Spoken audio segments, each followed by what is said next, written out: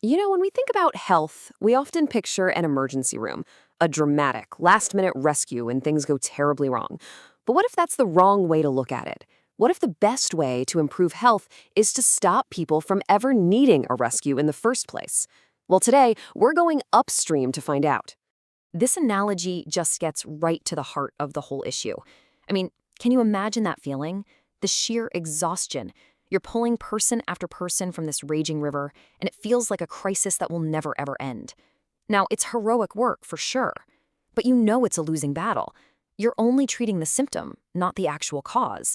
At some point, the only smart thing to do is to stop, look up that river, and ask a totally different question. Hey, why do so many people keep falling in? And that's really the core idea here. We've become incredibly good at the dramatic downstream rescue. The high-tech surgeries, the emergency interventions. But we're so focused on that, we almost never look upstream. What if the real solution isn't about being a more heroic rescuer, but about being a better engineer? What if we could just fix the broken bridge? So let's start where our healthcare system usually does, right in the middle of that frantic downstream rescue. This is the world of immediate problems, where the crisis is loud, it's urgent, and it's happening right in front of our eyes. So in public health, this kind of reactive approach actually has a name. It's called tertiary prevention. This is all the critical work that happens after a disease has already taken hold. We're talking about managing the illness, reducing disability, and trying to minimize suffering. Think of it like throwing a life preserver to someone who's already in the water. It's absolutely vital, but by its very nature, you're always one step behind. Right, so to really change the game, we have to change our perspective. It's time to leave that chaotic riverbank behind and start making our way upstream to find out what's really going on. And this slide, it really lays out the whole journey for us. See, down at the bottom, that's tertiary prevention, the downstream rescue we've been talking about. Now, move a little further upstream, and you've got secondary prevention. This is all about early detection, catching a problem before it becomes a full-blown crisis, like screening for high blood pressure. But if you go all the way to the source, that's where you find primary prevention.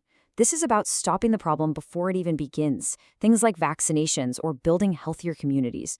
This is fixing the broken bridge. So the takeaway here is actually pretty simple, but it's also profound. The earlier we can act, the better the outcome. It's just that simple. We can prevent a ton of suffering and save a ton of resources. It's a complete shift in mindset, moving away from just fighting sickness to actively building health from the ground up. And really, that's the whole point of public health. Okay, let's make this a little more real with an example. Say someone has a TIA, which is sometimes called a mini stroke. A doctor might prescribe antiplatelet therapy right away.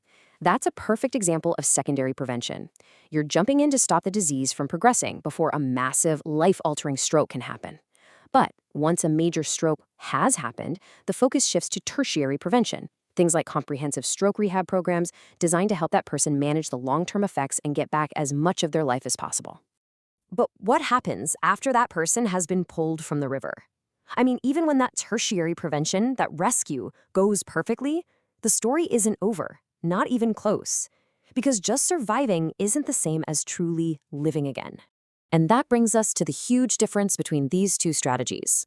Over on the left, the curative strategy is really focused on one thing, controlling the disease. The main goal is just survival.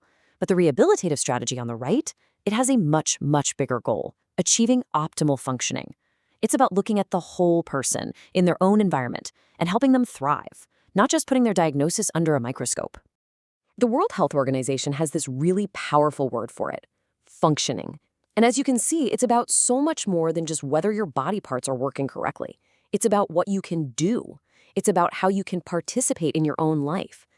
For a stroke survivor, it's not just about getting some movement back in an arm. It's about being able to cook a meal for themselves again, or being able to hug a grandchild. That is the real goal of modern rehabilitation. Now, achieving that optimal functioning, well, it's not something one doctor or one therapist can do on their own. It takes a whole team, a dedicated collaborative team with all sorts of different expertise. And leading that team is a special kind of doctor you might not have even heard of, a physiatrist. These are physicians who specialize in physical medicine and rehabilitation. Their whole focus is on restoring function. You can think of them as the architect of the entire recovery plan. They look at the whole person, their medical issues, their personal goals, their home environment, to build a roadmap for getting life back on track. And of course, the physiatrist doesn't work in a vacuum. They lead a whole team. You've got physical therapists for mobility, occupational therapists for daily activities, speech pathologists for communication, rehab psychologists for emotional recovery. It's this whole network of experts, social workers, nurses, dietitians, all working together with the patient and their family toward one single shared goal. So let's kind of bring these two big ideas together now. Moving upstream is all about preventing the fall in the first place. But for those who do fall in, the goal can't just be to pull them from the water. It has to be about helping them rebuild a full, meaningful life on the other side. And make no mistake, the need for this is absolutely staggering. Just in the UK, there are 1.3 million people living with the long-term effects of a stroke. That's like the entire population of a major city. This isn't some small niche problem. It's a massive public health challenge that just proves why both preventing the fall and providing amazing rehab are so incredibly critical. So we're going to end right where we started, back at that river. As we think about the future of healthcare, this is the one question we all really have to ask ourselves. Are we putting our energy, our money, and our best ideas into building stronger bridges and safer paths? Or are we just getting more and more efficient at pulling people out of the water one by one forever? The answer to that is going to define the health of all of us for generations to come.